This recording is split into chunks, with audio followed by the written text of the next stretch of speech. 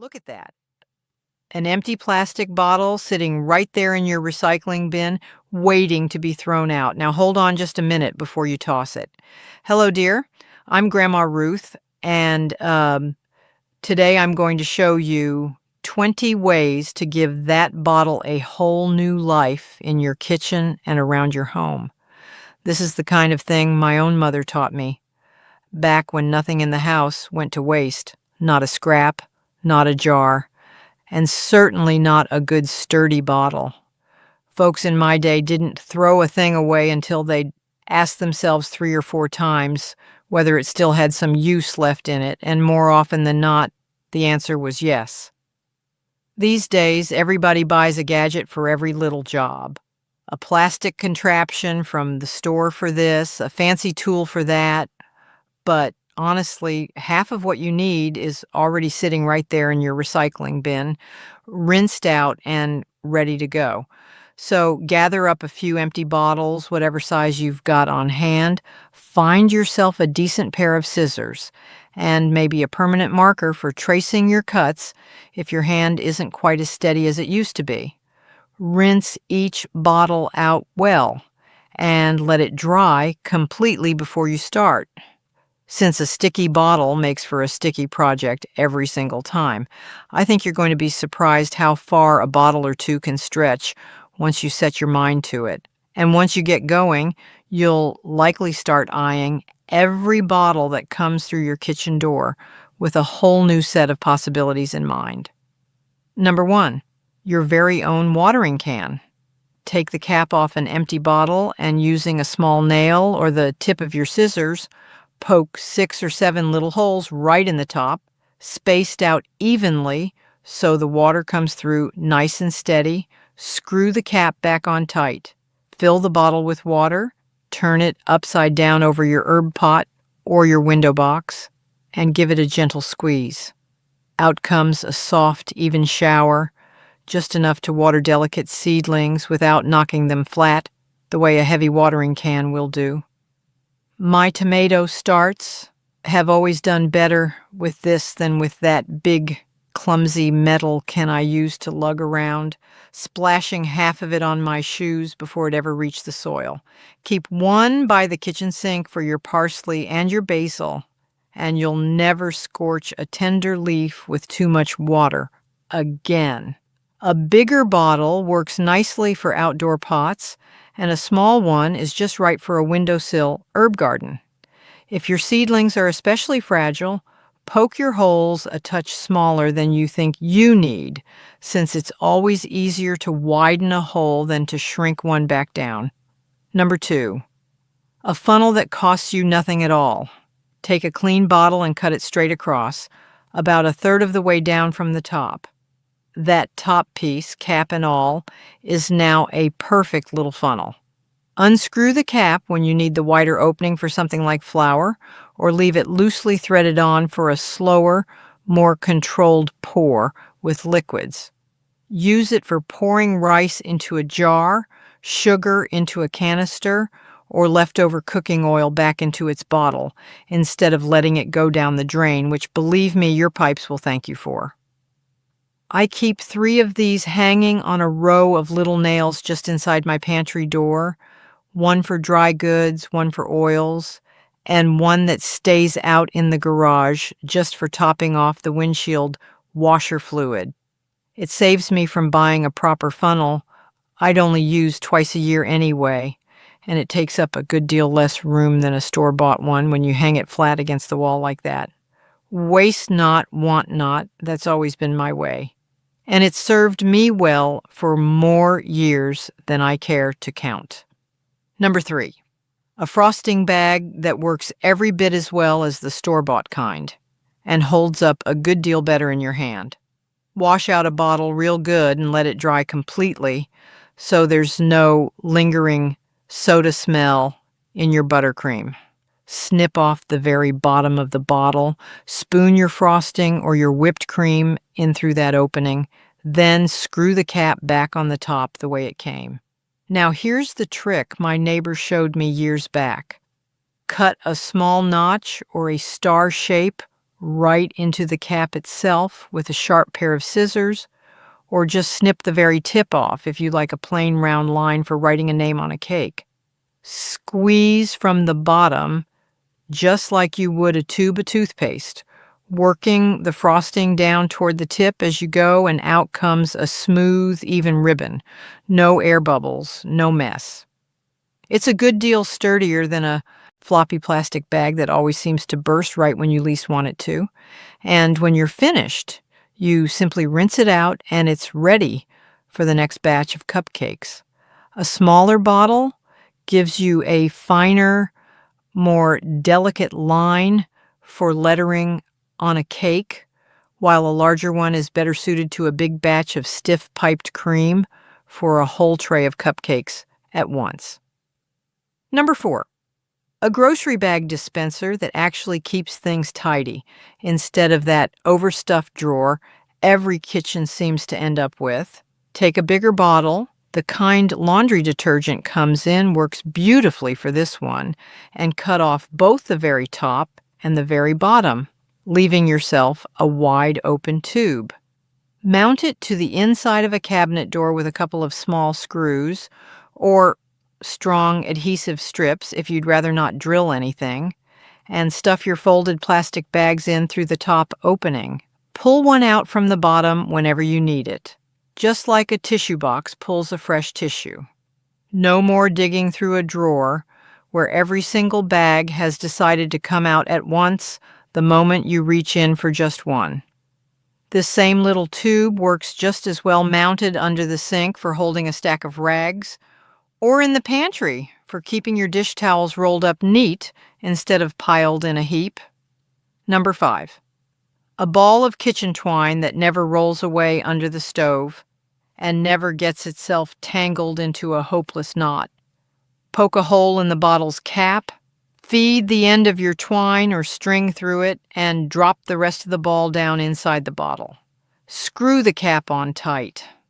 Now you simply pull the string out through that little hole anytime you need to truss a chicken, tie up a bundle of fresh herbs, or wrap a parcel, and the ball stays perfectly contained the whole while. No chasing it across the kitchen floor while the dog looks at you like you've lost your mind. I keep mine tucked in the drawer right beside my cutting board, so it's within arm's reach the moment a chicken needs trussing for Sunday supper. Number 6, a bird feeder for the porch, and a nice little way to say thank you to the birds who've been eating up the pests in your garden all summer long. Cut 2 small holes on opposite sides of the bottle, low enough that a bit of seed can spill out gently onto a little wooden spoon or a dowel pushed through the bottle just beneath each hole. That dowel gives the birds somewhere steady to perch while they eat instead of clinging to the slick plastic. Fill the bottle with bird seed through the top opening, hang it from a branch with some sturdy twine, and you've got yourself a feeder that would cost a fair bit of money down at the garden store. My grandchildren love watching from the kitchen window to see which birds come calling first, and we keep a little notebook by the sill just for jotting down which ones we've spotted. A bigger bottle holds enough seed to last a good while between refills, which is a real blessing on the cold mornings when you'd rather not go traipsing out to the porch. Number 7, a little greenhouse for your seedlings, and this one I use every single spring without fail. Cut the bottle in half around the middle. The bottom half becomes your planter, so poke a few small drainage holes in the base and fill it with good potting soil. Plant your seeds, water them well, and then set the top half over it like a little dome. Cap left off just a crack for a bit of air to circulate. That dome traps warmth and moisture together just like a proper greenhouse would, and you'll see your seeds sprouting a good deal quicker than the ones out in the open garden bed, exposed to every cool night and passing breeze. Once the seedlings get some real size to them and start pressing up against the dome, take it off for good and let them grow out in the open. On a real cold snap in early spring, I'll sometimes tuck a whole row of these little domes along the windowsill, and it looks for all the world like a tiny greenhouse city sitting there in the sun. Number 8, an ice pack that molds itself to whatever you're cooling, unlike those stiff blue bricks that never quite fit right in a lunchbox. Fill a bottle about 3/4 full with water, leaving room at the top since water expands as it freezes, and pop it in the freezer lying on its side so it freezes evenly. Tuck it into a lunchbox or a cooler, and it'll keep things cold for hours without dripping all over the sandwiches the way loose ice always seems to do. And here's the bonus part I especially like. As it melts through the afternoon, you've got yourself a cold bottle of water ready to drink, so you're getting 2 jobs done from one little bottle instead of one. Small bottles are just right for a single lunchbox, while a large one can sit down in the bottom of a cooler for a picnic and keep everything above it good and cold clear through the afternoon. Number 9, a watering globe for your house plants. When you're off visiting the grandkids for a week or two, fill a small bottle with water, poke one tiny hole in the cap, just a pinprick really, nothing more, and push the bottle upside down into the soil near the base of the plant, cap end pointing down into the dirt. The water will seep out ever so slowly over several days, keeping the roots just moist enough without drowning them. I've come home from a whole week away plenty of times now to plants that looked like I'd never even left the house. A bigger bottle, filled all the way, can stretch the watering out closer to 2 weeks, which has saved my old fern more than once when a visit ran longer than I'd planned. Number 10, an egg separator that beats any little gadget you'll find hanging on a hook at the store. Crack your egg into a shallow bowl first. Squeeze the air out of an empty bottle with your hand, hold the opening right over the yolk, and slowly release your grip. The bottle sucks the yolk right up inside it. Clean as you please, leaving the white behind in the bowl where you want it.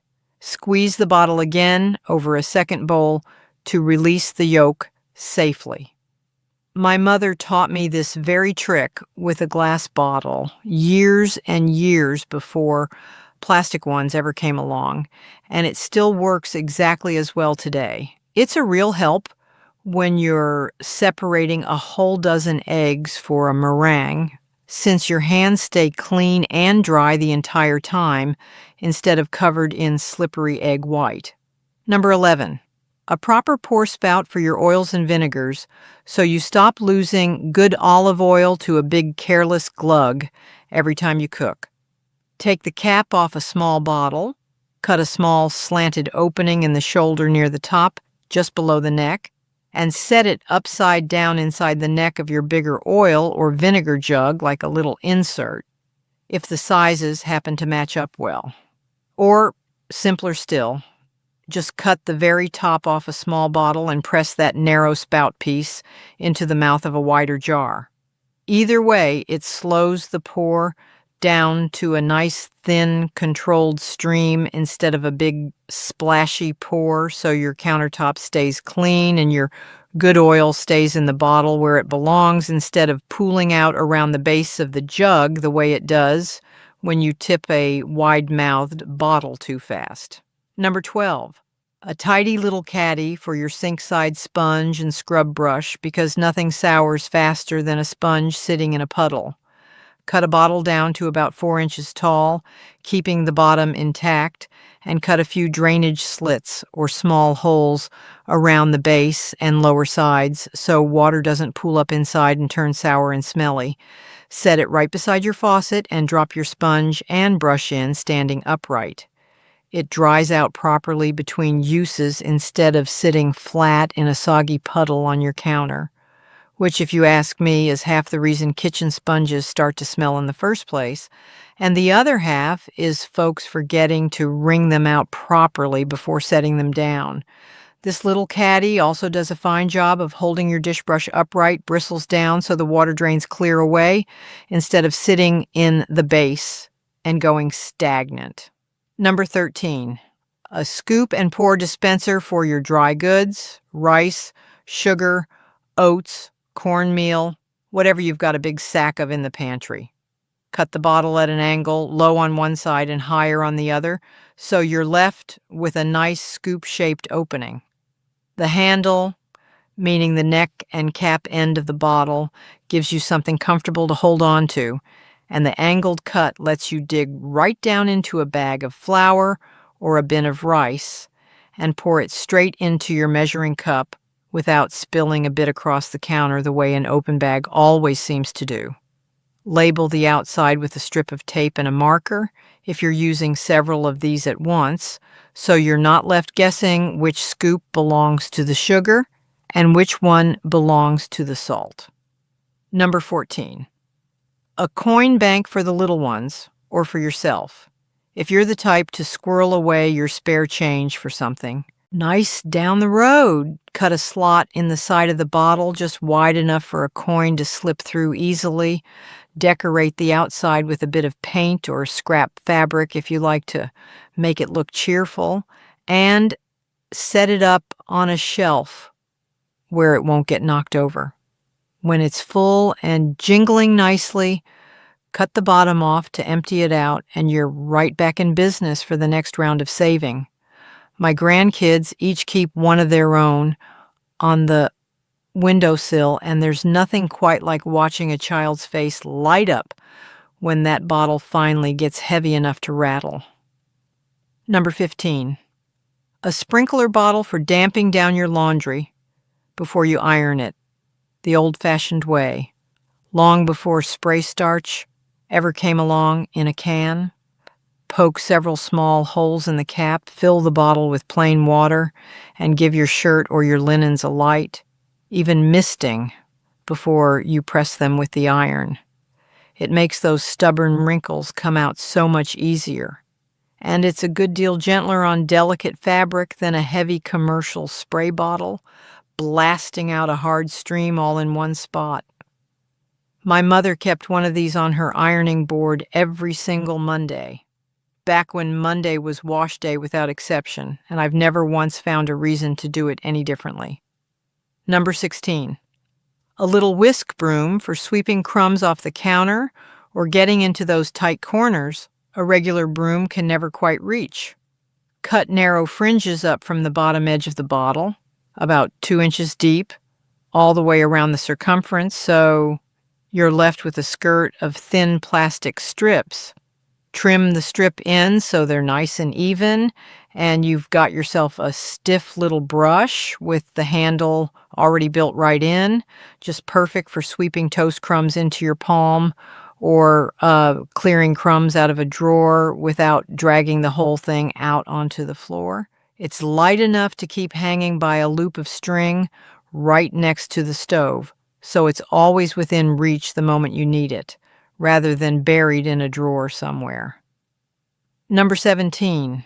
A stock and broth container that won't crack in your freezer the way a glass jar so often will when the liquid inside expands. Let your homemade broth cool completely first, and this part matters a great deal. Then pour it into a clean bottle, leaving about an inch of empty space at the top for that expansion. Screw the cap on tight and lay the bottle flat in the freezer, or stand it up if you've got the room to spare. When you need broth for supper, run the bottle under warm water for a minute or two, and it slides right out into your pot, or just let it thaw while on the counter and pour straight from the bottle when it's loosened up enough. I keep a whole row of these lined up flat in my freezer door, each one labeled with a bit of tape, so I always know at a glance whether I'm reaching for chicken stock or beef. Number 18. A little propagation station for herb cuttings, so you never have to buy a fresh bunch of basil or mint from the store again. Once you've got a good start going on your windowsill, cut the top off a bottle, fill the bottom section with fresh water, and set your cuttings in with the leaves resting well above the rim so they don't sit soaking in water. Set it on a sunny windowsill and change the water every few days to keep it fresh. In a couple of weeks, you'll see little white roots forming down in the water, and soon enough, you can pot them up in soil of their own. Mint takes to this trick especially well, and before long, you'll have more of it than you know what to do with, which, I'll warn you, is precisely why I never plant mint straight in the ground. Number 19. A little catch-all for potato peels, onion skins, and other scraps while you're working away at the counter. Cut the top off a bottle at an angle, the same as we did for the scoop, so you've got a wide, easy opening, and either set it right next to your cutting board or hang it off the edge of a drawer with a bit of tape or a small hook. Sweep your scraps straight into it as you go along with your knife, and when you're done cooking, tip the whole thing into your compost bin or the trash without a mess of peeling scattered every which way across the counter. It's a small thing, but it cuts down on cleanup, something considerable, especially on a night when you're peeling a whole sack of potatoes for a big family supper. Number 20, and this is one of my very favorites of the whole bunch, a vented storage bin for onions, garlic, and potatoes, the kind of thing that used to hang in every root cellar back in my day. Cut a good number of small holes all around the sides of a large bottle, leaving the cap and bottom intact so that air can move freely through the whole thing. Fill it with a few onions or a handful of garlic heads and hang it up in a cool, dark corner of your pantry or a cupboard, kept well away from the potatoes since those two don't keep well side by side and will make each other spoil faster. That steady airflow keeps everything inside from sprouting and going soft, nearly as quick as it would sealed up tight in a plastic bag on the counter. I've had onions keep good and firm for 2 months or more this way, which is a good deal longer than they'd ever last me sitting loose in a bowl on the counter. And there you have it, 20 ways to turn something you were about to toss straight into the recycling bin into something genuinely useful around your kitchen and your garden. I always tell my grandchildren, the folks who came before us didn't have half of what we've got sitting on our shelves today, and they still managed to make do and make do well simply by looking twice at what other people threw away without a second thought. There's a real kind of pride in that, in stretching a thing further than it was ever meant to go, and I hope some of these little tricks find their way into your own kitchen, whether it's the funnel hanging by your pantry door or that root cellar bin swinging quietly in a dark corner where nobody but you knows what's inside it. Now, I'd love to hear from you. Tell me down in the comments where you're watching from. I do so enjoy seeing just how far this little kitchen of mine reaches out into the world. And if you've tried any bottle tricks of your own, especially one that's been passed down in your own family the way this batch was passed down in mine, share it below so the rest of us can learn something new too. I'm Grandma Ruth. Thank you for listening to Grandma Knows Best.